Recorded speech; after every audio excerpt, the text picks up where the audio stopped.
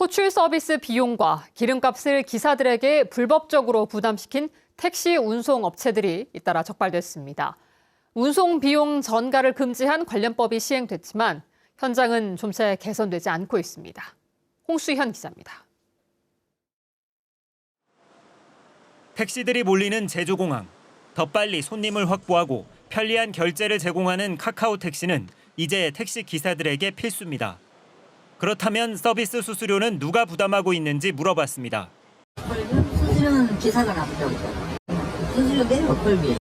하지만 이렇게 운송회사가 기사들에게 호출 서비스 수수료를 부담시키는 것은 불법입니다. 관련법은 차량 운행에 필요한 제반 경비를 기사들에게 부담시키지 못하도록 운송비 전가 금지를 규정하고 있기 때문입니다. 2017년 개정안이 발의돼 유예기간을 거쳐 본격적으로 시행된 것은 지난해 7월. 하지만 업체 두 곳이 기사들에게 호출비를 불법 전가해오다 적발됐습니다. 또 다른 업체 두 곳은 기름값을 기사들에게 떠넘겨온 것으로 파악됐습니다. 기사들이 운송 수입금을 회사에 내면 회사가 수수료와 기름값을 부담해야 하는데 기사들에게 별도로 징수한 정황이 포착된 겁니다. 호출 수수료라든가 그다음에 유류비에 대해서 운수 종사자한테 부과한 그런 뭐라고 합니까? 의심이 돼서 저희가 일단 행정처분 사전 통지를 지금 내린 상태입니다. 적발된 업체 4곳에 사전 통보된 처분은 각각 과태료 500만 원씩 모두 2천만 원. 적발된 업체 중 한 곳은 정산 자료 오류라며 이의를 제기하겠다고 밝혔고 나머지 업체들은 아직까지 별다른 의견을 내놓지 않았습니다. 제주도는 도내 택시업체 34곳에 개선 명령을 내리고 택시 기사들로부터 위반 사항에 대한 제보나 신고를 받겠다고 밝혔습니다. 하지만 택시기사 대부분이 운송비 전가 행위가 불법인지조차 모르거나 알더라도 해고가 두려워 입을 닫는 경우가 많아 제보나 신고가 효과를 거두기는 어려워 보입니다. 그것도 잘 모르겠죠. 잘 모르세요? 어떤 교육 같은 게 없었으니까. 회사 운영에 필요한 경비를 기사에게 전가하지 못하게 돼 있지만 여전히 음성적으로 불법 행위가 이루어지면서 운송 사업자에 대한 철저한 전수조사가 필요해 보입니다. MBC 뉴스 홍수현입니다.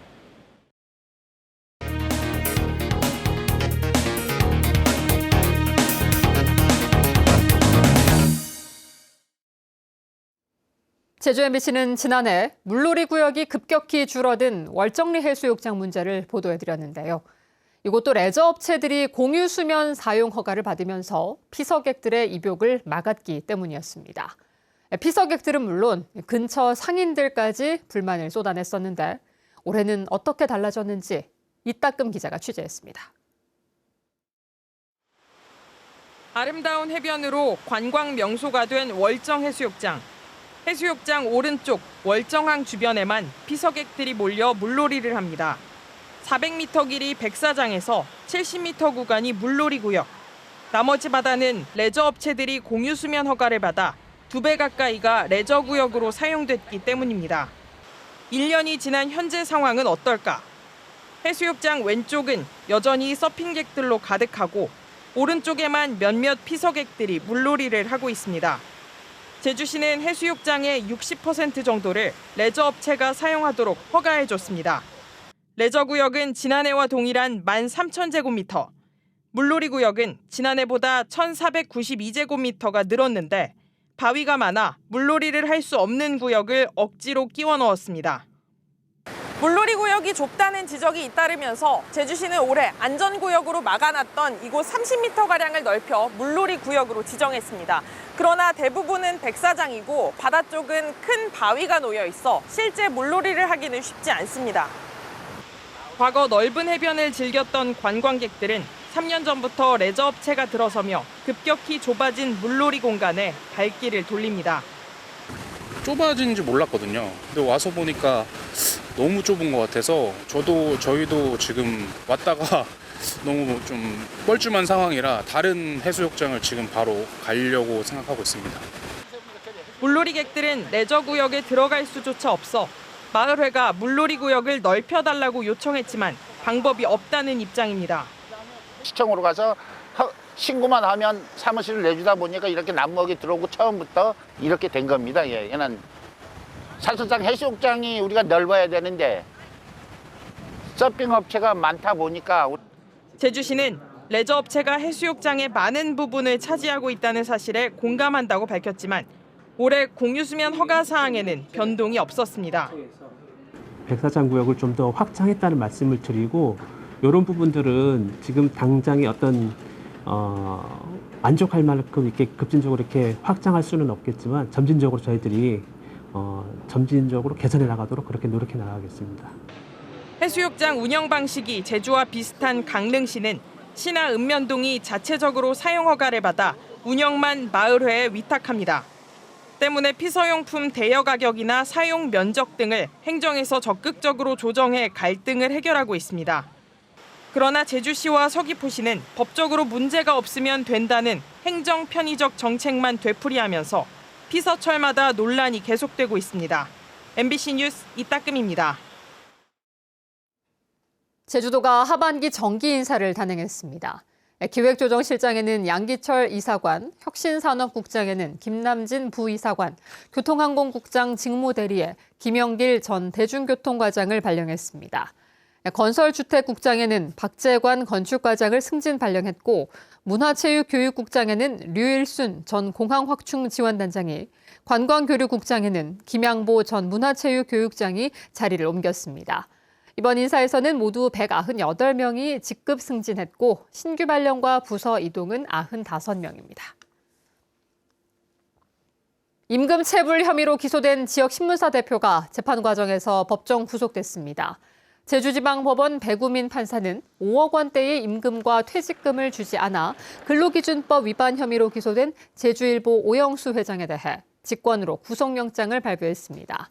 배 판사는 오 회장이 자신의 땅을 팔아 밀린 임금을 주겠다는 약속을 지키지 않았고 체불 금액도 너무 커 중형이 불가피하다고 밝혔습니다. 다랑쉬굴과 고늘동 잃어버린 마을 등 4.3 유적지의 국가등록 문화유산 등재가 추진됩니다. 제주도가 지난 2023년부터 시작한 도내 4.3 유적지 국가등록 문화유산 등록 타당성 연구 용역에서 다랑쉬굴은 개별 문화유산으로, 고늘동 일대와 북촌리, 모슬포 일대는 역사문화공간으로 지정하는 방안이 제시됐습니다. 제주도 내 국가등록 문화유산 26곳 가운데 4.3 관련 유산은 서귀포시에 있는 4.3 수학주둔소 한 곳뿐입니다. 제주는 전국에서 처음으로 학생이 운동을 골라 정규 수업 시간에 전문 강사한테 배우는 교육 프로그램을 진행하고 있는데요. 본격적으로 운영한 지 석 달이 됐는데 학생과 학부모들의 만족도가 높다고 합니다. 교육 현장을 박주연 기자가 다녀왔습니다. 쉴 새 없이 몰아치는 인공파도. 보도에 몸을 의지한 채 물살을 가르며 조심조심 균형을 잡아봅니다. 정규 수업 시간에 학교가 아닌 업체에서 전문 강사에게 배우는 체육 교육입니다. 수업은 매주 수요일마다 1시간 반씩, 평소 배우고 싶었던 서핑을 학교에 신청만 하면 배울 수 있어 학생들도 재미에 푹 빠졌습니다.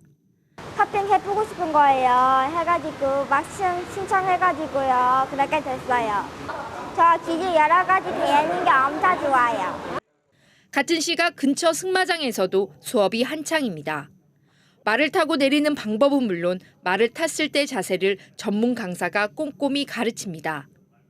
이 학교 전교생 80여 명이 서핑과 승마, 골프 등 7개 종목 중 하나를 직접 골라 전문 강사와 시설에서 배우는 한 학생 한 운동 교육입니다. 말이랑 승마하니까 그 말이랑 친구가 되고 같이 하니까 좋고 기뻐요. 한 학생 한 운동 시범학교로 운영 중인 곳은 모두 6개 학교.